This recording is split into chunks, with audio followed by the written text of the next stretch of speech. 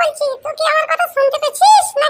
কি বলছিস তাড়াতাড়ি বল কেন রে মাগি। বলছি কি তুই উস্তাদের সঙ্গে বাইরে কোথাও যাবি না, বুঝতে পারলি? কেন বাইরে গেলে তোর বা কি গানে ফাটছে? আমার কেন গায়ে পড়বে? তুই দিনে রাত লোকের গায়ে ঢুকে বসে থাকা তাইলেই হবে। তুই কি বলতে চাইছিস বল তো বাড়া ঠিক করে। বলছি যে তুই রিয়েলমির গায়ে ঢুকে দিন রাত চার্জ দিছিস, তোর লজ্জা লাগে না ঘরে মাইক থাকতে? এতে আবার লজ্জার কি আছে রে বাড়া? প্রতিদিন এক তরকারি ভাত খেতে ভালো লাগে বল, দু একদিন বিরিয়ানি খেতেও তো মন হয় না, কি বলছিস?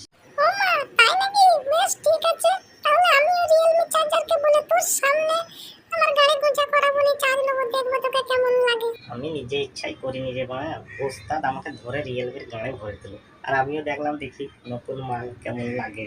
তবে বেশিক্ষণ করিনি, সালা 10 থেকে 20 মিনিট তো সত্যি খুব সুন্দর লেগেছে। মা মেঘে ছোড়া, তোকে লজ্জা লাগে না? ছেলে পিলার বাপ বলে লড়ি লেগে নালে বিষ খেয়ে মরবে ছোড়া মা মেঘে। আমি কেন গলায় দলিল উপরে মাগি, খান কি মাগি তুই লেগা? আমি মরে গেলে তোর গাড়ি চার্জ কে দিবে? খান কি মাগি? ওরে মা মেঘে, আমি যদি মরে যাবো তাহলে বড় বড় কত কার গাড়ি গুঁজবি রে মা মেঘে ছোড়া একটা। তোমাদেরকে বলছি, পরে ভিডিও দেখার জন্য লাইক, সাবস্ক্রাইব আর শেয়ার করতে যেন ভুলো